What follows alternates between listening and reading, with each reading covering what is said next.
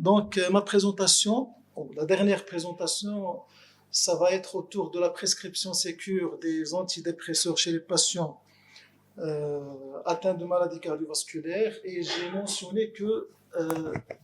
j'ai mentionné que ça va être une présentation plutôt interactive au des cas cliniques. Donc, je vais aborder ma question, je vais aborder la présentation sans introduction et je vais présenter les antidépresseurs les plus prescrits au Maroc. Donc, une plaque qui est intéressante, qui est pratique, et j'ai essayé donc de simplifier le maximum possible pour que cette présentation soit plus accessible à tout le monde.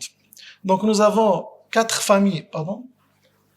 nous avons quatre familles, plutôt trois familles d'antidépresseurs, donc les inhibiteurs de la capture de la sérotonine, les inhibiteurs de la capture de la sérotonine et de la noradrénaline, et les antidépresseurs tricycliques, et nous avons aussi d'autres familles. Donc parmi les inhibiteurs de la capture de la sérotonine les plus prescrits au Maroc, nous avons la sertraline, l'escitalopram, la fluoxétine et la paroxétine. Pour les inhibiteurs de la recapture de la sérotonine et de la noradrénaline, nous avons la venlafaxine et la duloxétine. Et concernant les tricycliques, donc c'est l'ancienne famille des antidépresseurs, et c'est elle que j'ai mis en rouge parce que ça va pas avec les troubles cardiovasculaires, on verra. Donc c'est les fameux amitriptyline, laroxyl, clomipramine, anafranine et l'imipramine. Et il y en a d'autres antidépresseurs, à savoir la myocérine, le wilbutrin et la vortioxétine. La vortioxétine, il est présente au Maroc. Donc, j'ai essayé de mettre l'ensemble d'une façon simplifiée, un tableau qui pourrait donc intéresser tout le monde, les médecins généralistes ou les médecins des autres spécialités. Donc maintenant, si je vous pose la question par rapport aux indications des antidépresseurs en cardiologie, pour quel profil, pour quel patient on s'intéresse à prescrire ou à mettre des antidépresseurs? Le trouble psychiatrique, c'est très vague. Donc, c'est ce qu'on a vu toute la journée. Donc, la dépression, et là, j'insiste et je signale une dépression particulière, il faut la nommer, c'est la dépression post-infarctus. Jusqu'à 6 mois après l'infarctus, après cet événement cardiaque, donc on est classiquement dans la dépression post-infarctus. Pourquoi il faut la nommer telle qu'il est? Parce qu'il y a des particularités. Parce que le patient en post-infarctus, il reçoit des médicaments, des inhibiteurs, des antihypertenseurs, des bêta-bloquants. Donc, une fois dire que c'est une dépression en post-infarctus, ça va nous aider à gérer les interactions qu'on va voir par la suite. Ensuite, deuxième indication des antidépresseurs, c'est les troubles anxieux. Quoique le nom, c'est les troubles anxieux, mais c'est le traitement de fond, c'est plutôt les antidépresseurs, pas les anxiolytiques. Les anxiolytiques, on va les prescrire d'une façon ponctuelle pour gérer des crises aiguës. Ensuite, donc les troubles anxieux les plus importants, donc c'est le trouble panique, c'est-à-dire la répétition des crises d'angoisse aiguë. Le trouble l'anxiété généralisée, c'est lorsque l'anxiété persiste, perdure, c'est lorsqu'il y a des soucis permanents par rapport à plusieurs modes de vie. Et autre indication, je ne sais pas, est-ce que vous avez donc dans la tête d'autres indications des antidépresseurs en cardiologie? L'hypocondrie, ça va rejoindre les troubles anxieux. Pour simplifier, les troubles phobiques aussi. Parce que normalement, la cardiologie, on parle à l'instar de la cancérophobie, qui est très présente, la cancérophobie, la peur d'avoir un cancer, et il y a aussi la cardiophobie pour les malades qui ont vécu peut-être un événement cardiaque aigu, ou khaïfin annahum l'arrêt cardiaque, ils vont interpréter donc ce que vous appelez les ratés, ou bien les palpitations, donc les extrasystoles. Donc, les autres indications, est-ce qu'il y a une réponse? Oui, les douleurs possibles Mais c'est une indication vague, mais je parle surtout dans le contexte de cardiologie. Le trouble de l'adaptation peut-être va rejoindre les deux autres. Donc là, c'est le sevrage tabagique. Et là, c'est la raison pour laquelle j'ai évoqué le fameux Wilbetrin, quoique la manipulation chez les patients cardiaques, on va le voir, il est un peu sensible. Maintenant, donc, quelles recommandations? Donc, je vais essayer de vous montrer sur quelles recommandations je me suis basé pour faire cette synthèse. Parce que c'est très difficile de trouver des recommandations telles qu'ils sont et les mettre ici. Il faut apporter donc des informations un peu éparpillées pour construire une idée claire donc pour cette présentation. Donc, je me suis basé essentiellement sur la Société européenne de cardiologie, la Société américaine de cardiologie aussi, et les guidelines de Moseley. En plus, il y a aussi donc l'Association américaine de psychiatrie et le NICE.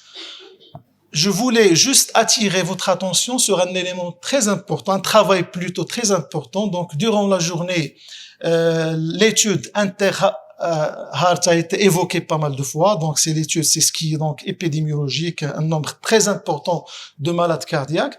Mais là, c'est l'étude qui est Princeps. C'est à partir de cette étude Princeps donc que les recommandations, et il se base donc l'ensemble des sociétés savantes se basent sur cette étude pour évoquer des recommandations spécifiques aux patients cardiaques. Donc l'étude Hadi, c'est une étude qui a intéressé la sertraline.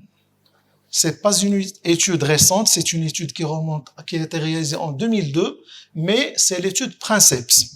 On va par la suite en parler. Maintenant, les recommandations 2025 de la Société européenne de cardiologie donc parlent de la relation bidirectionnelle. Donc je vais pas répéter donc ce qui a été dit durant toute la journée. Il faut retenir que un patient déprimé après un infarctus de myocarde, c'est-à-dire la dépression post-infarctus, a 3 fois plus de risques de faire une récidive fatale. Donc maintenant, ça explique vraiment que traiter la dépression chez le patient cardiaque n'est pas un luxe. On cherche pas la qualité de vie, mais on aide le patient dans peut-être, donc c'est un traitement, je dirais, qui est très important.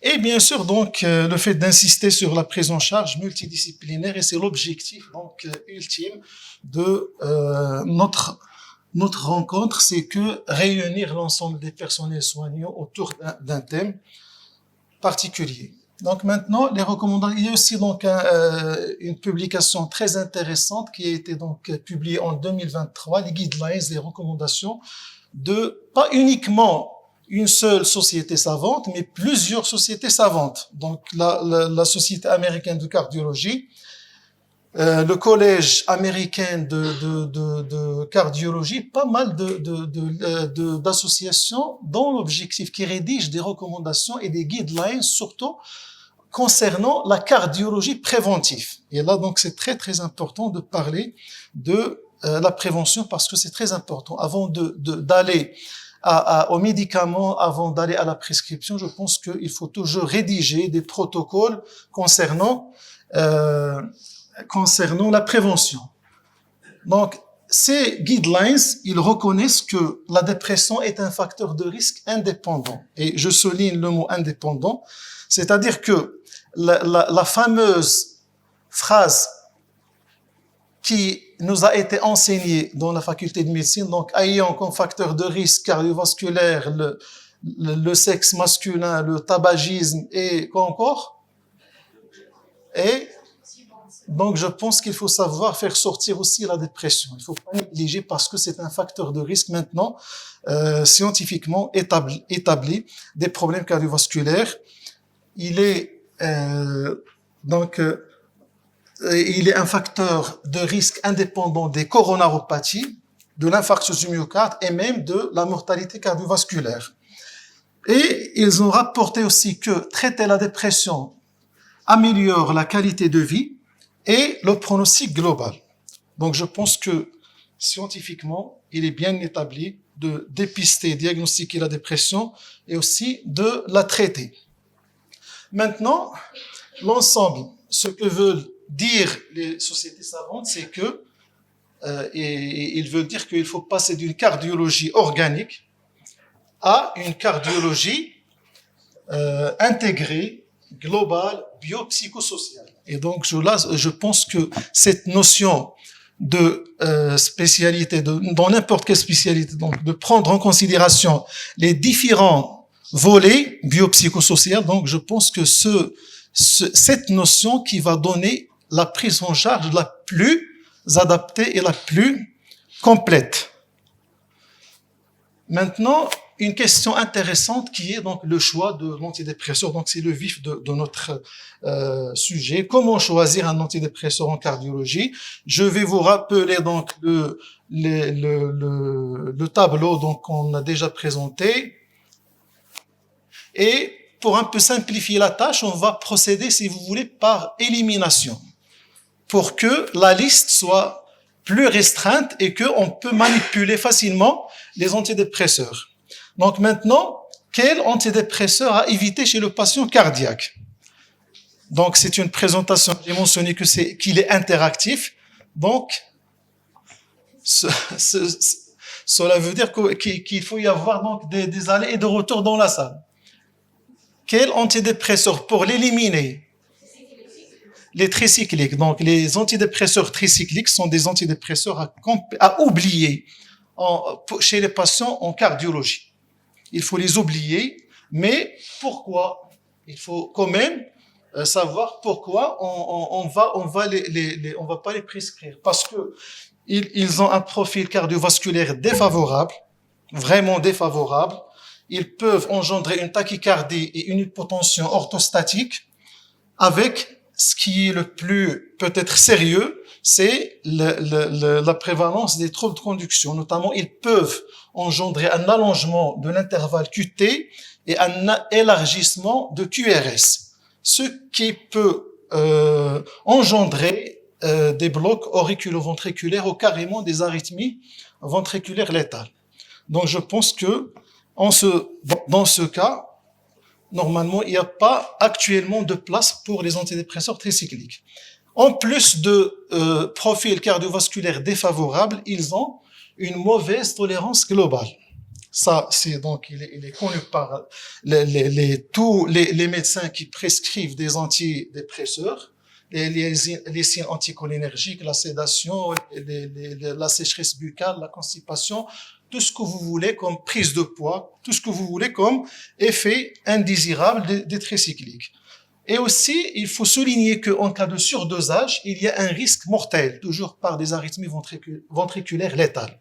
On a une astuce en psychiatrie, même chez un patient jeune avec un cœur sain et qui est suicidaire, on ne prescrit pas d'antidépresseurs tricycliques. Parce qu'on s'est dit peut-être qu'il va prendre des antidépresseurs, qu'il va se suicider en prenant toute la boîte. Et si il prend donc toute la boîte, donc c'est catastrophique, c'est létal.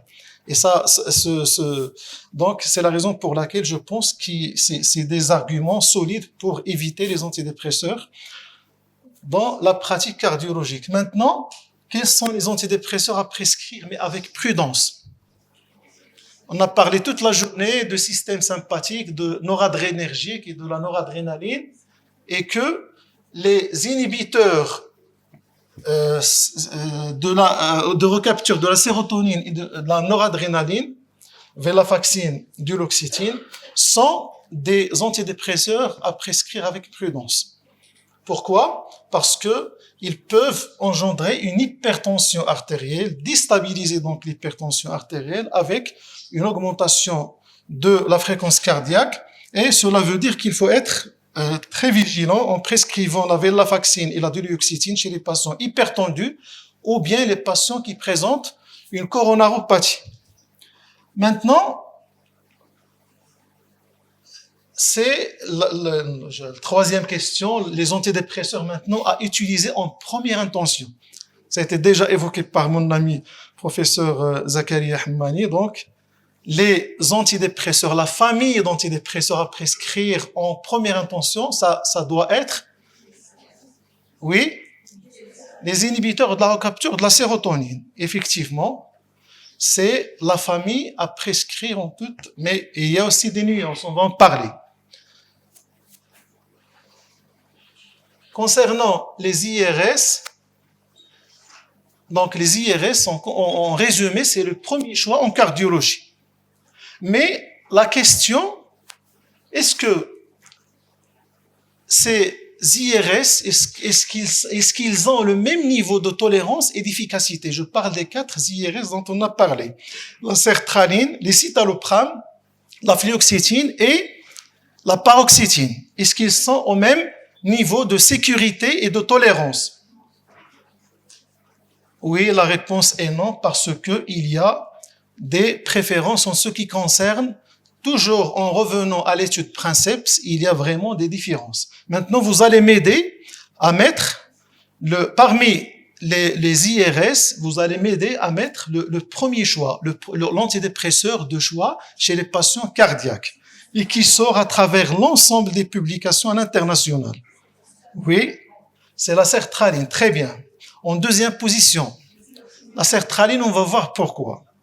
Oui, la fluoxétine, les citalopram, oui, les citalopram parce que la fluoxétine, on va voir, parce que les citalopram, c'est vrai qu'il y a un problème avec le QT. Il a un problème avec le QT. L'allongement de QT avec les citalopram, mais à des doses élevées. Et dans ce cas, le citalopram qui n'existe pas au Maroc, il est beaucoup plus dangereux. Alors que les citalopram à des doses thérapeutiques, je pense qu'il n'y a pas de problème. Ça d'une part. D'autre part, c'est la tolérance globale de l'escitalopram. Pas de prise de poids, pas de sédation, pas mal d'effets indésirables. Troisième antidépresseur à choisir. Pourquoi pas la paroxétine? La fluoxétine, très bien.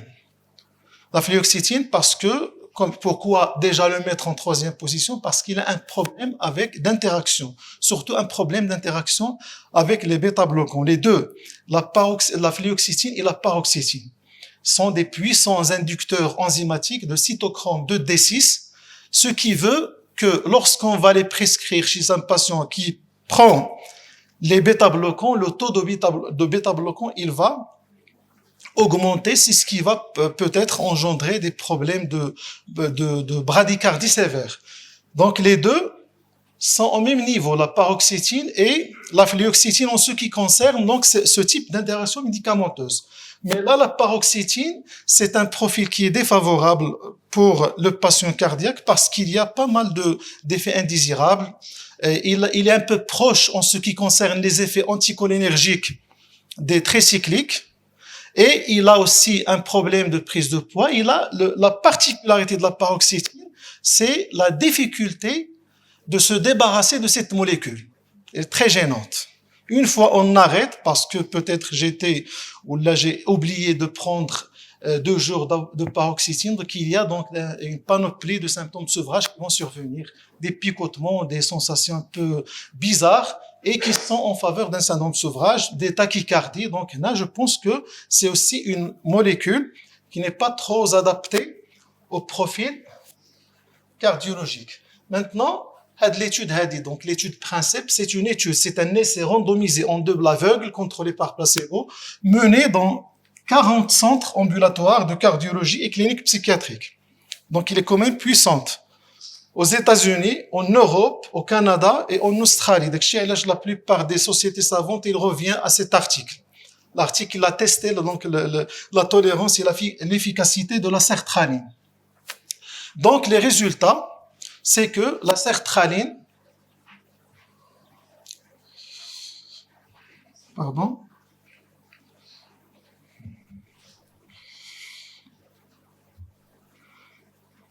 même le PC commence à se fatiguer. Donc le résultat, c'est que, on revient en arrière,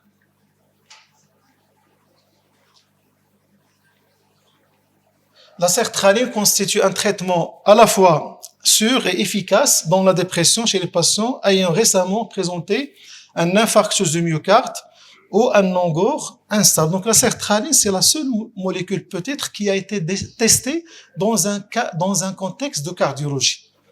C'est la raison pour laquelle elle est puissante.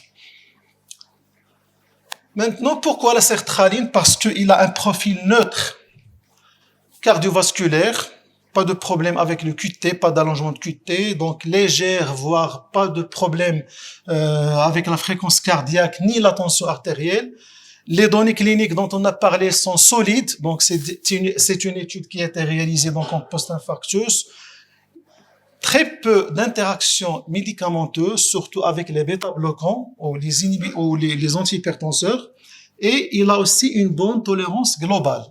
Ça, donc cette partie, elle est connue par tout le monde, tous les psychiatres qui prescrivent donc la sertraline.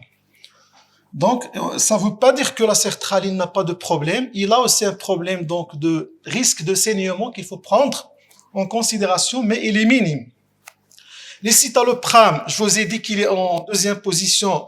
Son problème, c'est l'allongement de QT, mais il est dose dépendante. Mais sinon, il est bien toléré, peu d'effets hémodynamiques et peu d'interactions. La fluoxétine, il est efficace, mais son grand problème, c'est les interactions médicamenteuses. C'est un inhibiteur puissant de cytochrome de D6, ce qui va engendrer une augmentation de taux plasmatique des bêta-bloquants, ce qui va se traduire peut-être par une bradycardie avec des troubles conductifs. Et la paroxétine, on a parlé qu'elle est moins favorable, donc pour le cœur, avec les effets anticholinergiques, la prise de poids et le syndrome de sevrage important. En résumé, donc, les tricycliques sont à éviter, les inhibiteurs de la capture de la sérotonine et de la noradrénaline sont à prescrire avec prudence, les IRS sont le premier choix, et parmi les IRS, donc, on retient la sertraline, l'escitalopram, donc on va pas éliminer les autres. Et aussi, maintenant, la question par rapport aux autres et peut-être aux nouvelles molécules, donc je vais passer rapidement. La vortioxétine, a priori, selon les études et d'une façon théorique, parce qu'il n'y a pas d'étude qui a été faite sur des malades cardiovasculaires. Il est neutre sur le plan cardiovasculaire et pas d'interaction même avec les bêta-bloquants. Un risque de saignement qui est très faible par rapport aux IRS et il a un profil neutre sur le plan cardiovasculaire. Donc, a priori et théoriquement, la vortioxétine est un très bon choix, mais franchement, on n'a pas de recul. C'est pas la même chose que dans la sertraline. Et les autres, donc c'est la myocérine avec le risque, donc c'est surtout la prise de poids et les hypotensions, avec un petit risque d'augmenter le QT corrigé, et le bupropion, il va rejoindre la fluoxétine et la paroxétine en ce qui concerne l'interaction avec le cytochrome de D6. Donc on passe rapidement au cas clinique, donc il ne reste pas beaucoup de temps, et je vais commencer par le premier, donc un monsieur M, 62. Donc, dans ses antécédents, un infarctus du myocarde il y a 3 semaines, il présente une légère insuffisance cardiaque stable, il est sous aspirine, bêta-bloquant, IEC et statine. Et depuis son retour à domicile, il présente une tristesse permanente, une perte d'intérêt pour ses activités, des troubles du sommeil et une fatigue intense. La première question, quel est votre diagnostic? C'est le problème technique, on n'a pas le choix. C'est la technologie. Oui. Oui, le diagnostic, c'est la dépression. Comment? Il faut vérifier quoi? S'il y a des épisodes maniaques. Oui, apparemment, il n'y a pas d'antécédent psychiatrique. Oui, c'est un nouveau épisode qui s'est installé. Donc, comment on va l'appeler? Comment? Une dépression post-infarctus du myocarde. Je cherche donc surtout cette nomination. Quels sont les antidépresseurs à éviter dans ce cas? Donc, la sertraline, non. La clomipramide parce que c'est un tricyclique, on va pas passer beaucoup de temps. La venlafaxine, risque d'hypertension artérielle, de même. L'escitalopram, dans ce contexte, il est aussi à éviter. D'accord, parce que nous sommes à 3 semaines en post. Je pense que c'est une période qui est un peu délicate. la délioxétine, il va avoir la même remarque que la venlafaxine, et le bupropion à éviter. Pourquoi? Les interactions avec les bêta-bloquants, d'accord? Et lequel des antidépresseurs vous allez choisir pour ce patient? C'est la sertraline, c'est le gold standard, tout simplement, en post-infarctus du myocarde. Quels sont les effets secondaires à surveiller chez ce patient? Le saignement, parce que il est, si vous voyez très bien, il est mis sous aspirine, et chaque fois qu'il y a, on peut considérer la sertraline ou bien les IRS comme des petits anticoagulants. Des petits anticoagulants. Donc, lorsque le patient est déjà sous anticoagulant, il faut faire attention. Maintenant, donc voilà la sertraline, donc il est préféré pour son profil cardiovasculaire parce qu'il y a très peu d'interactions avec une bonne tolérance globale. Il ne faut pas oublier la tolérance globale, c'est très important en ce qui concerne l'observance thérapeutique, et aussi le recul. Je l'ai mis, le recul, parce que la plupart des psychiatres à l'échelle internationale reconnaissent ce que c'est que la sertraline. Donc je suis pas, j'ai oublié de mentionner que j'ai pas de conflit d'intérêt. Maintenant, le deuxième cas clinique, donc 58 ans, monsieur A, cadre commercial, hospitalisé il y a 3 mois pour un infarctus du myocarde antérieur traité avec succès par angioplastie. Il est actuellement sous traitement de prévention secondaire à base d'aspirine, atorvastatine, bisoprolol et ramipril. Le motif de consultation depuis sa sortie de l'hôpital, il décrit des crises répétées de palpitations, sueur, sensation d'étouffement, douleur thoracique, peur de mourir, des cauchemars récidivants avec une hypervigilance. Quel serait le diagnostic ou vos diagnostics? Comment? Soit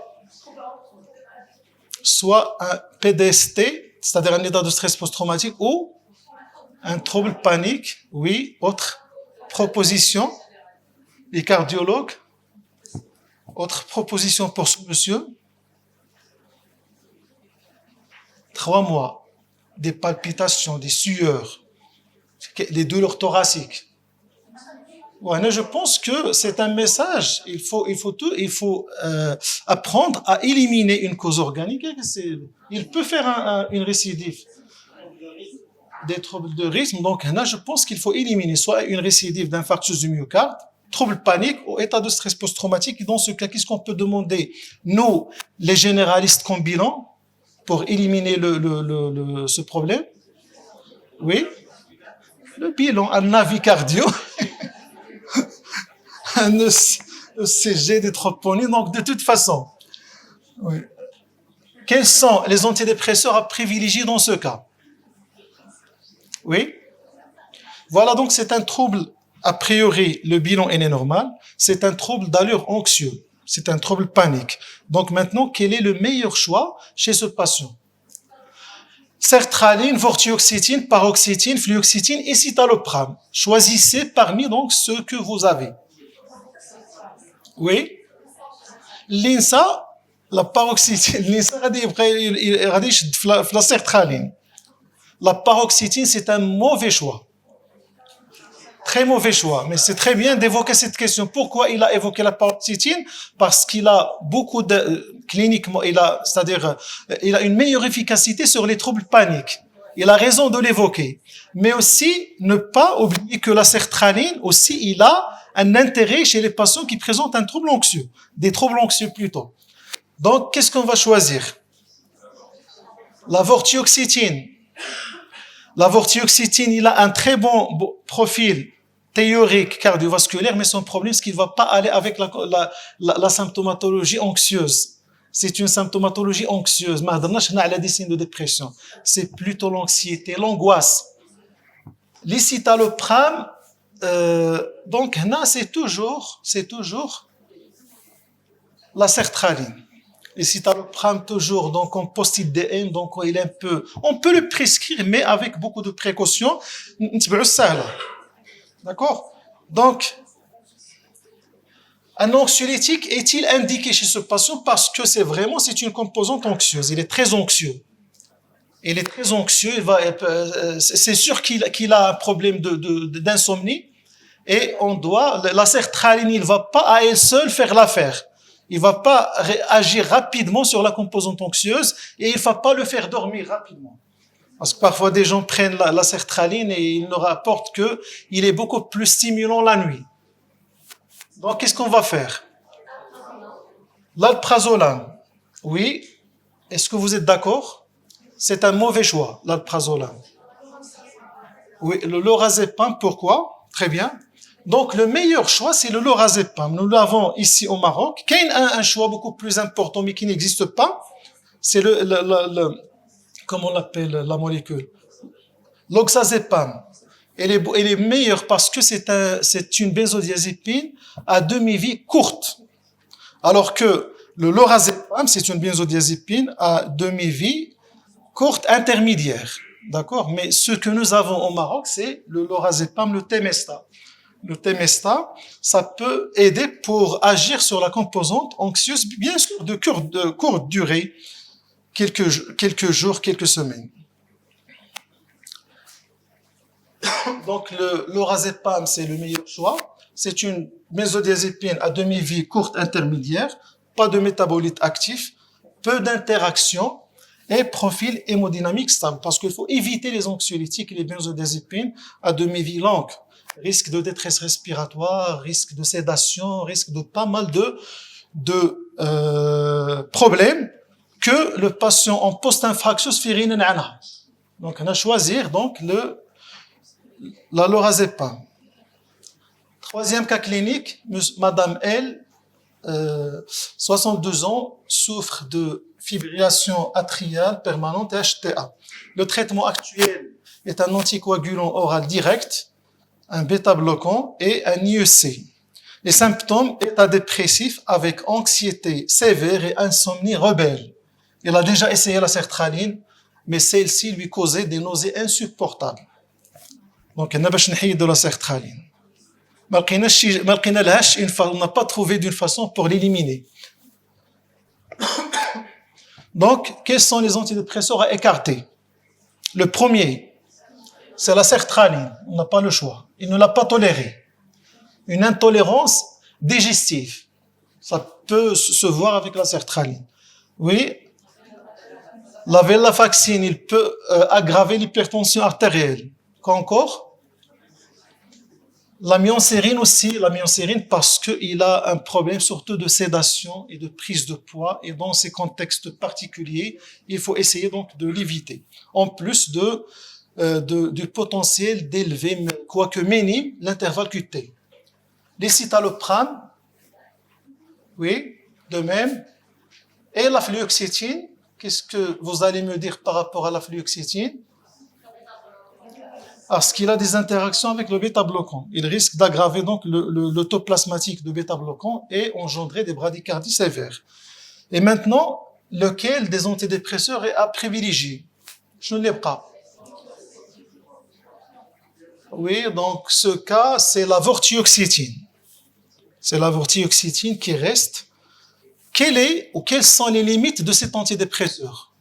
Je parle de ces limites par rapport à ce cas clinique.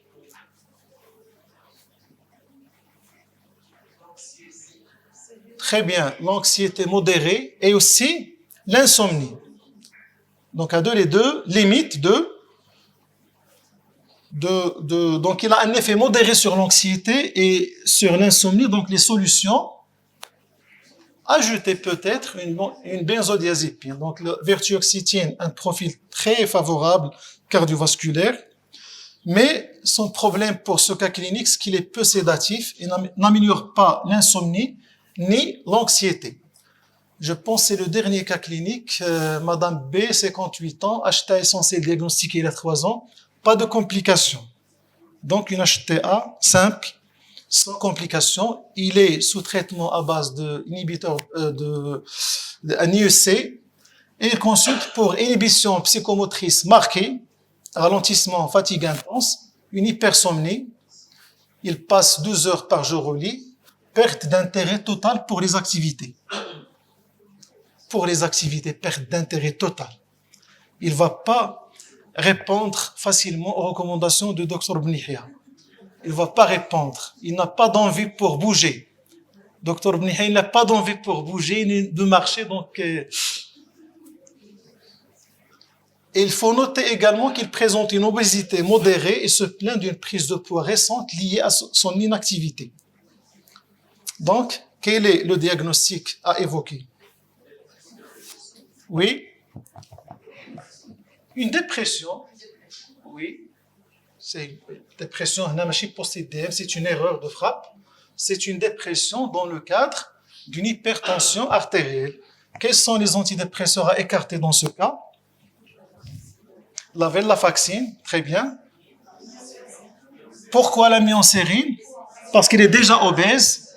J'ai vu une patiente qui a pris 25 kilos sous un demi-comprimé de myocérine qu'il a pris pendant 6 mois. Il a pris 25 kilos sous un demi-comprimé. Mais heureusement, il était au début anorexique et cachectique. Il a... J'étais bien. Très bien.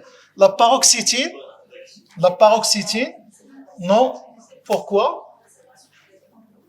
Parce que lui aussi, les sédatifs, il peut engendrer une prise de poids, avec en plus les risques dont on a parlé, des problèmes de symptômes de sevrage et de la tachycardie. Oui, quoi encore? La fluoxétine? À écarter. La vortioxétine, c'est un antidépresseur à écarter dans ce cas. Pourquoi?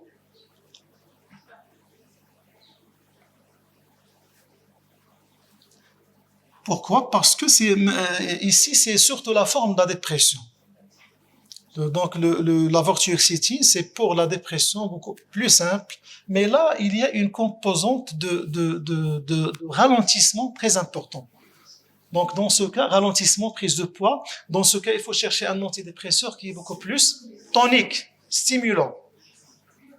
Et la sertraline aussi. La sertraline, c'est un très bon médicament, mais dans ce cas, je pense qu'il ne va pas donner beaucoup de résultats en se comparant à la fluoxétine. Donc, je pense que le meilleur choix dans ce cas, c'est